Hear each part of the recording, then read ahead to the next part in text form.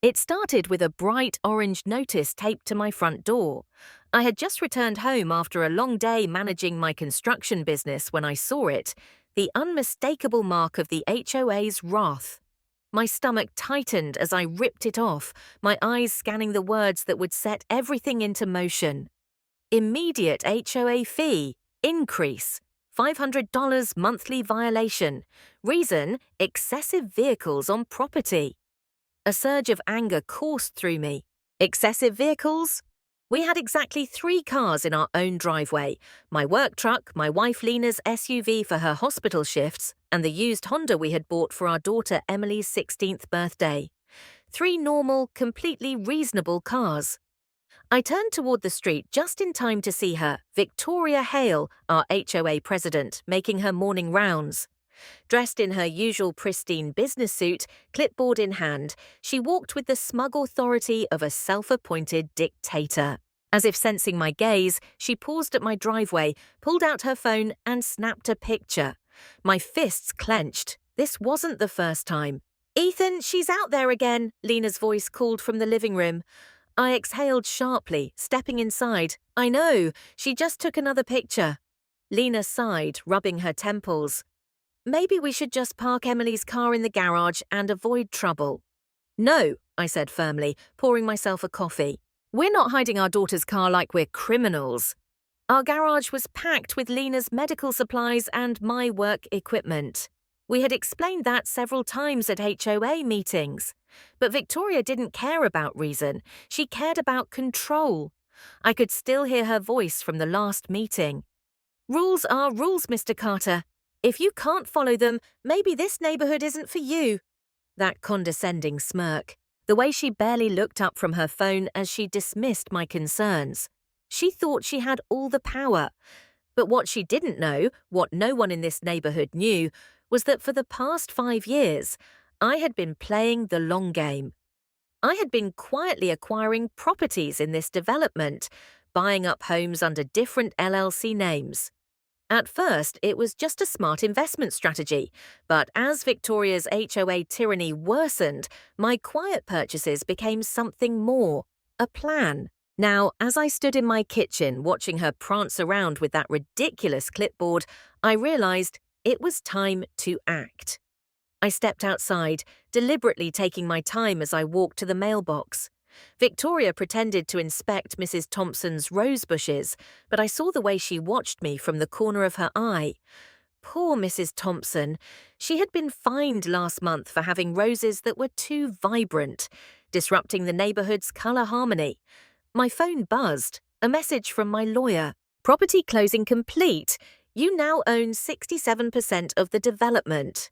I smirked, tucking my phone away just as Victoria turned and strode toward me, her heels clicking against the pavement.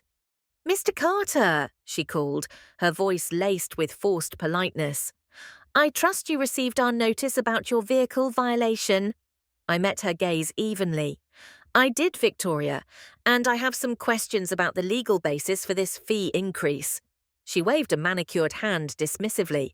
"The board has full authority to implement fees as needed. Perhaps if you attended more meetings, you'd understand how these things work." Her smile didn't reach her eyes.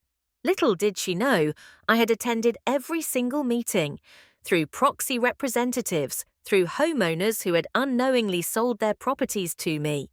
I had been watching, documenting, waiting, and now the moment had arrived. Victoria turned to leave, her heels clicking against the pavement. But just before she disappeared down the street, she glanced back with a smirk.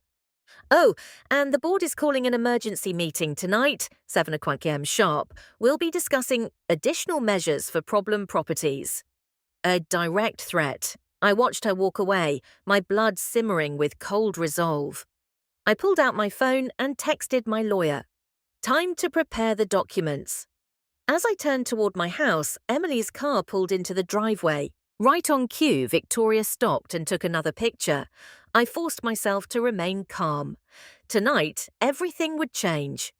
I walked inside and unrolled the large property map on my desk, each lot carefully highlighted and coded. 5 years of careful planning, 5 years of gathering evidence, 5 years of watching Victoria tighten her grip on this community. But her biggest mistake, she thought she was fighting just another homeowner. She had no idea who she was really up against. The truth beneath the surface, a darker scheme unfolds. That night I sat in my office, the property map spread out before me, each marked lot a testament to my quiet, calculated plan. But tonight wasn't about property, it was about power. It was about finding out just how deep Victoria Hale's control over this neighbourhood ran.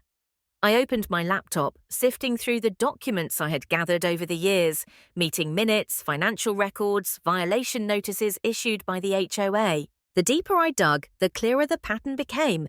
Victoria didn't enforce the rules, she weaponized them, and she had a method. I started making a list of residents who had received questionable fines. The results were staggering. Mr. Rogers, fined $250 because his backyard fence was half an inch taller than HOA regulations allowed. Mrs. Martinez, forced to repaint her door 3 times because the color wasn't neighborhood approved. The Wilsons, threatened with foreclosure over unpaid HOA fees that mysteriously increased each month. It wasn't just about minor infractions. Victoria was targeting specific people. I stared at the names on my screen. Every one of them had one thing in common. They had either spoken up against the HOA in the past or refused to bow to Victoria's arbitrary demands. She was punishing them. The next morning, I decided to dig deeper. I knocked on doors, spoke to neighbors, asked them about their experiences with the HOA. Most were hesitant at first, fearful. But as I reassured them that I wasn't just another homeowner, that I had a plan, their stories began to pour out. I used to keep flower pots on my porch. One morning, I woke up to a violation notice taped to my door.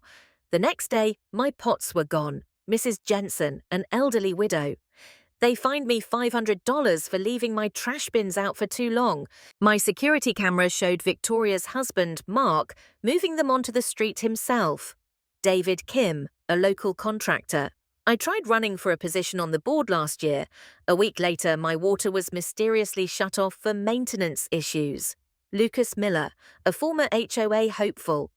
It was worse than I thought. This wasn't just corruption, it was a deliberate system of control.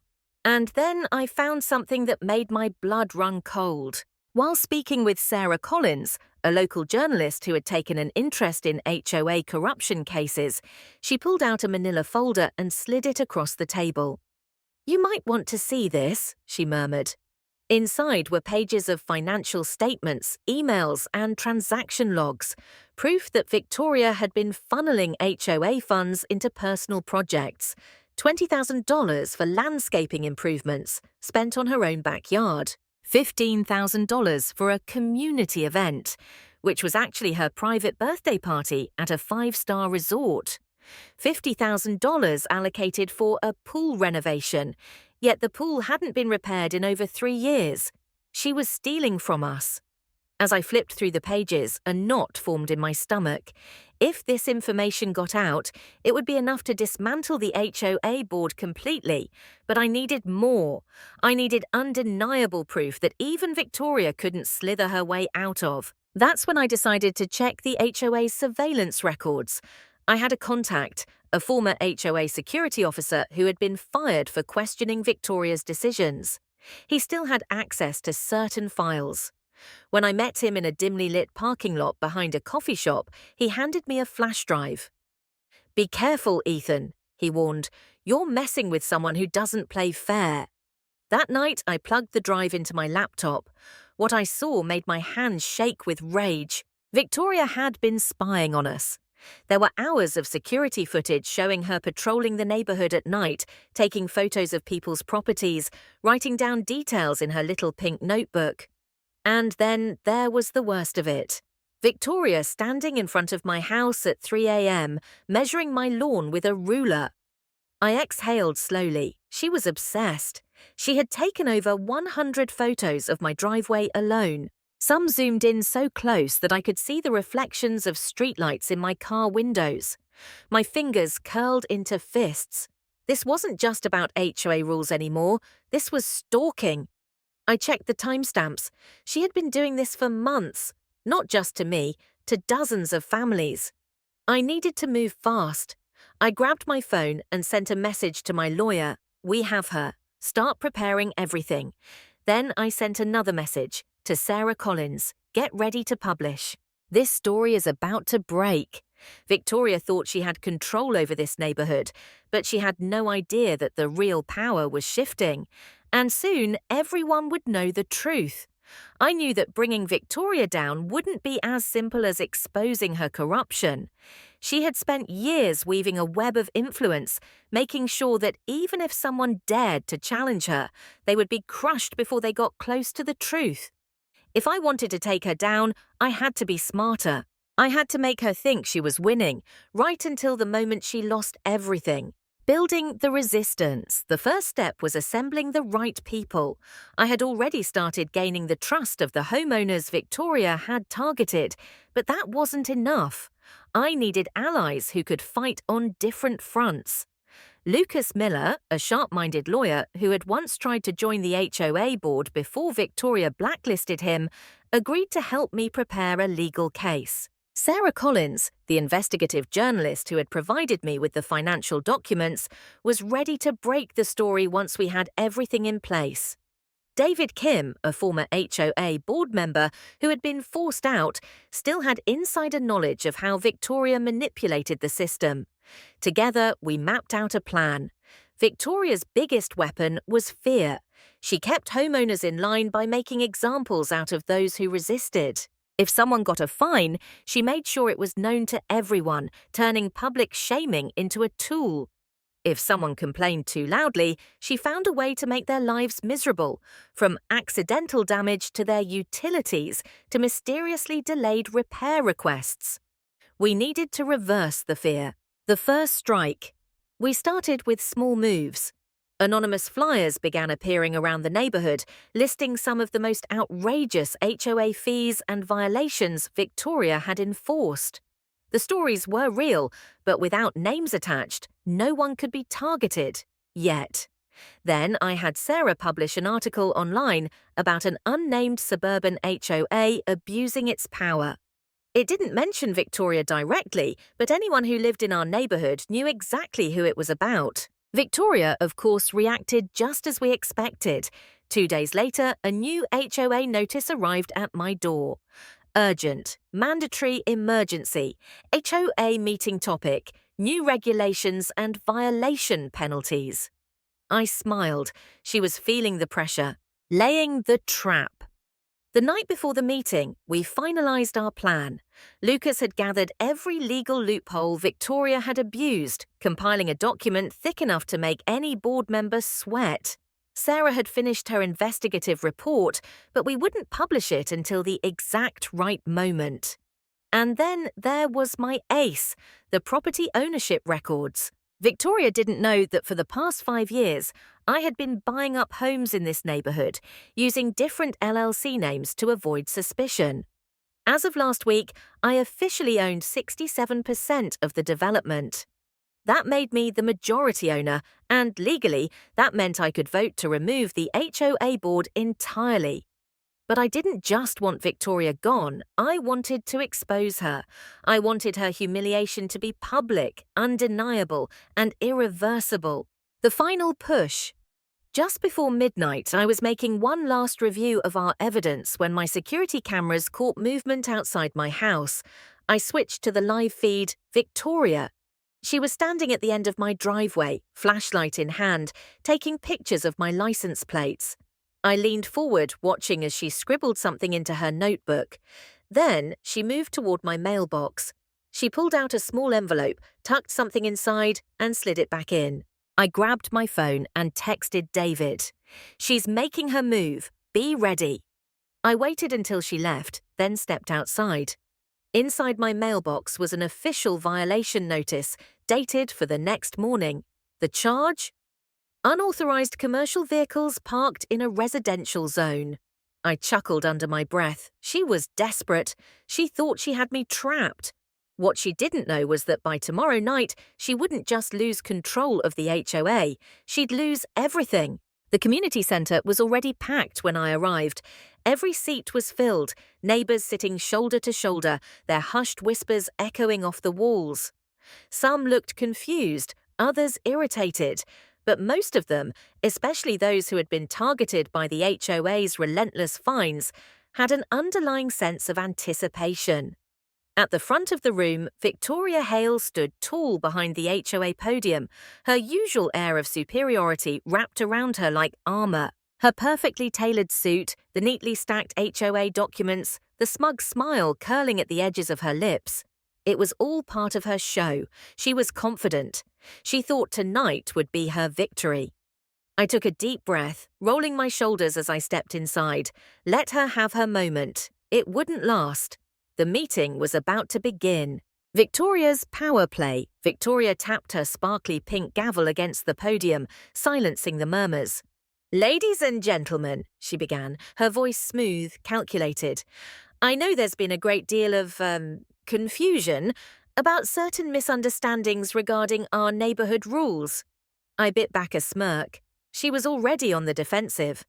"As your HOA president, it is my duty to ensure that our community maintains its standards. That's why tonight we'll be addressing problem properties and enforcing stricter guidelines to preserve the integrity of our neighbourhood." She clicked a button on her laptop and a PowerPoint presentation flickered onto the large screen behind her. A series of photographs filled the screen, zoomed-in shots of my driveway, my cars, my property. Some were taken in broad daylight, others in the middle of the night. Gasps rippled through the audience. Victoria feigned sympathy as she gestured toward the images. "As you can see, certain homeowners have taken liberties with their property, leading to concerns about declining property values and neighbourhood safety." I forced myself to remain still, even as my blood boiled. This was a setup. She was trying to turn me into the villain, painting me as a reckless homeowner who was lowering the standards of the community. Victoria's next slide showed a spreadsheet of anonymous complaints. "The HOA has received numerous concerns regarding excessive vehicles, late-night activity, and," she paused dramatically, "even potential unregistered business operations from residential properties." A murmur spread through the crowd. I saw my neighbours exchanging uneasy glances. Some of them had been victims of these same tactics, and they were starting to see what was happening. I exhaled slowly. "All right, Victoria, you had your fun. Now it's my turn. My move. Unravelling the truth." I rose from my seat. "Point of order, Madam President." Victoria's eyes flickered with irritation, but she masked it quickly, offering me a tight smile. "Mr. Carter, you are not recognised to speak." I smiled back, unfazed. Actually, under HOA Bylaw Section 73, any homeowner may raise a point of order before a vote is called. A beat of silence. A flicker of uncertainty crossed Victoria's face. I stepped forward, pulling a thick folder from my briefcase, and laid it on the table beside the podium. "I believe," I continued, "before we vote on anything, it's important that everyone here fully understands the current ownership structure of this HOA." I reached into my folder and pulled out a large, detailed map of the neighbourhood, one that showed every single property owned under Sunrise Properties. I turned it around for the entire room to see. Victoria's smirk vanished. The moment of truth. "For the past 5 years," I said, my voice steady, "I've been investing in this neighbourhood. Every time a house went up for sale, I made sure to acquire it through different LLCs." I let the words sink in. The room was dead silent. Then I delivered the final blow. "As of last week, I own 67% of the properties in this development." Victoria's nails dug into the edge of the podium. "You," she sputtered, "that's impossible." "It's not," I said calmly, pulling out a stack of property deeds. "And according to HOA regulations, that makes me the majority owner." I let the weight of my words settle. "Which means, Victoria," I continued, looking her dead in the eye, "you don't get to dictate the rules anymore. The collapse of Victoria's empire. The tension in the room snapped. Murmurs turned into full-blown whispers, then gasps of realization. "She doesn't control the HOA anymore," someone whispered. "She can't enforce those ridiculous fines," another muttered. I saw fear flicker across Victoria's face, but she wasn't done yet. She turned to her loyalists, the handful of HOA board members she had kept under her thumb. "Vote now," she ordered. "We must approve the new restrictions before this gets out of hand." Bob Jenkins, her vice president, fumbled with a stack of papers. All in favor." "Wait!" The voice came from the back of the room. It was Mrs. Thompson, the same woman Victoria had fined for her flower pots. She stood up. "This is nonsense," she said, her voice trembling but firm. "We've let you bully us for too long, Victoria." One by one, more neighbors stood. David Kim, Lucas Miller, Sarah Collins. One by one, the people Victoria had tormented turned against her. The final blow, I pulled out one final document. "And before we end this meeting," I said, my voice cutting through the chaos, "I'd like to present a financial audit of the HOA's expenses." I clicked a button on my laptop. A spreadsheet appeared on the screen, a list of every misused HOA fund. $20,000 to Victoria's personal landscaping project. $50,000 for a pool renovation that never happened. Thousands funneled into her personal expenses. Gasps filled the room. Then a single voice broke the silence. "I motion to remove Victoria Hale as HOA president." It was Lucas. Bob Jenkins, still clutching his papers, looked like he wanted to vanish. Victoria's face paled. "I second that motion," Mrs. Thompson declared. A wave of hands went up. Victoria slammed her hand on the podium. "You can't do this. I am the HOA. I will—" But she had lost, and she knew it. The room erupted. Neighbors shouted, demanding justice. Cameras flashed as people pulled out their phones, recording everything. Victoria staggered back, her carefully built empire crumbling before her eyes. I leaned in, my voice low enough for only her to hear. "You spent years making people afraid of you, Victoria." I smiled. "Now it's your turn to be afraid." She turned toward the door, but before she could escape, someone blocked her path. A local news reporter, microphone in hand. Victoria froze. Her secrets were about to become headlines. And this was just the beginning. Victoria Hale had spent years ruling this neighborhood with an iron fist, but now her power was slipping through her fingers like sand. The HOA meeting had been a catastrophe for her, and the fallout was just beginning. The very next morning, I woke up to 20 missed calls from an unknown number. I had a feeling I knew who it was. Sure enough, as I poured my morning coffee, my phone buzzed again. "Blocked number," I answered. "You think you've won?" Victoria's voice was sharp, laced with barely restrained fury. I took a slow sip of coffee. "Good morning to you too, Victoria. Sleep well?" "You lied to everyone," she snapped. "You manipulated the HOA meeting. I cut her off. "No, Victoria. I exposed the truth. There's a difference." There was silence on the line. Then she hissed, "You have no idea who you're messing with. You're going to regret this." And with that, she hung up. I smirked, shaking my head. "You're the one who's going to regret this, because the real battle had only just begun." Victoria's last stand, the lawsuit. Less than 24 hours after the HOA meeting, a legal summons arrived at my doorstep. Victoria was suing me. Her lawsuit claimed that I had engaged in fraudulent property acquisitions, violated HOA regulations, and was attempting to illegally seize control of the neighborhood. She even demanded an emergency court order to freeze my voting rights within the HOA. I had expected this. In fact, I had been counting on it. Victoria had just played right into my hands. The courtroom battle begins. The hearing was scheduled for the following week, and by then the entire town was buzzing about it.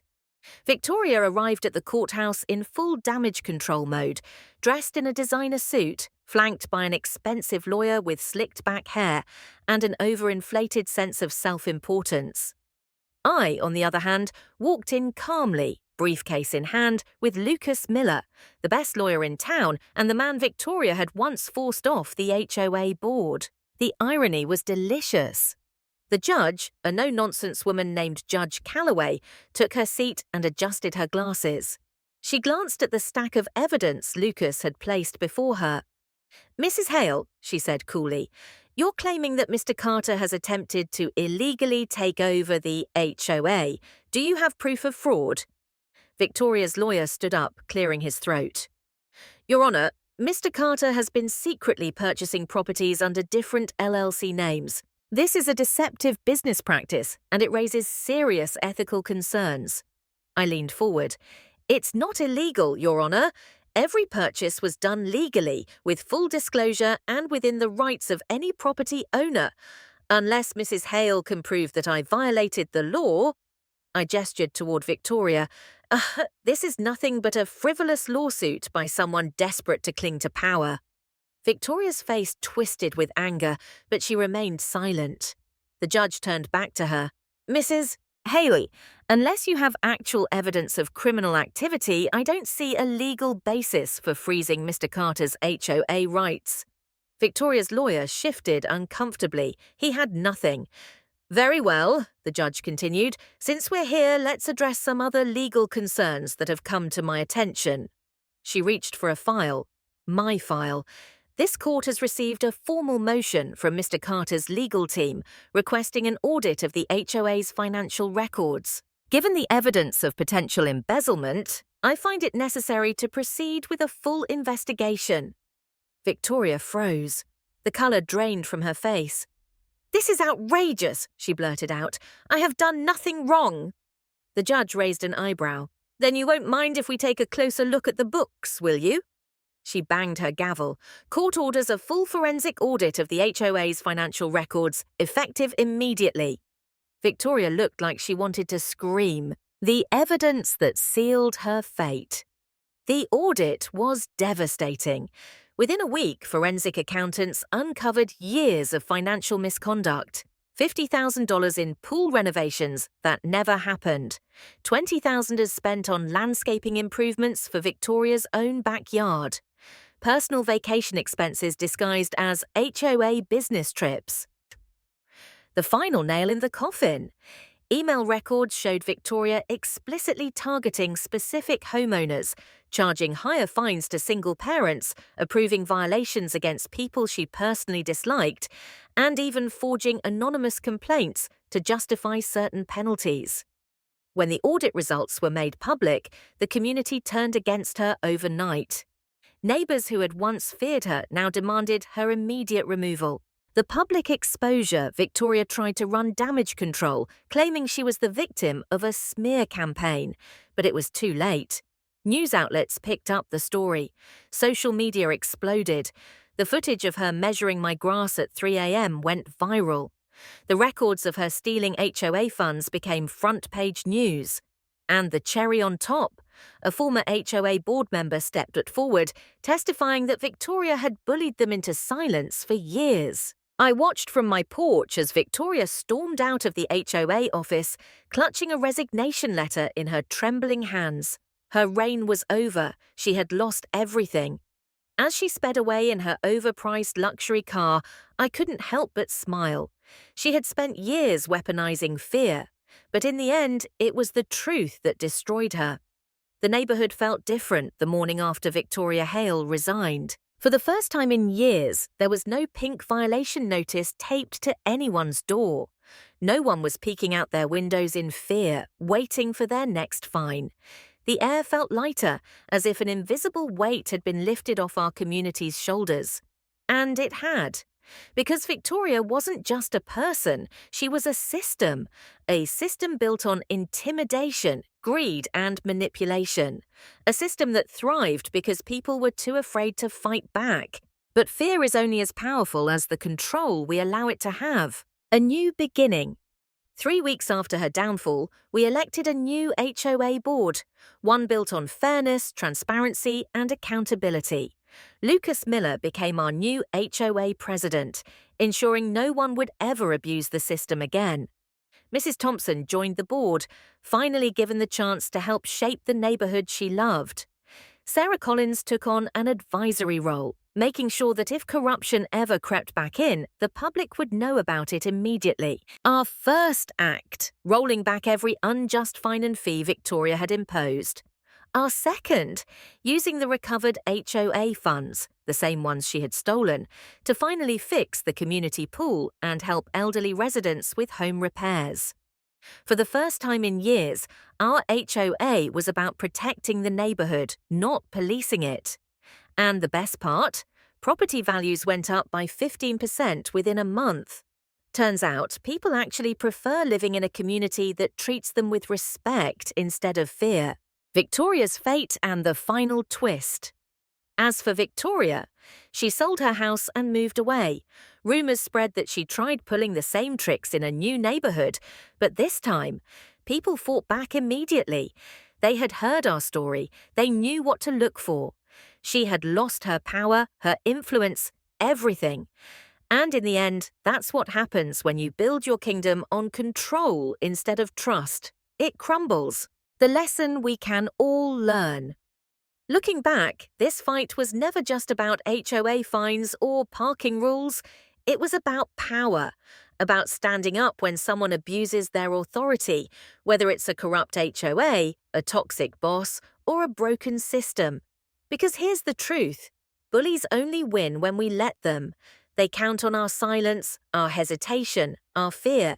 But the moment we refuse to bow down, the moment we say enough, we take that power back. So, if you ever find yourself in a situation where you feel powerless, where you feel like someone is stacking the deck against you, ask yourself, what are they so afraid of losing if I refuse to be afraid of them?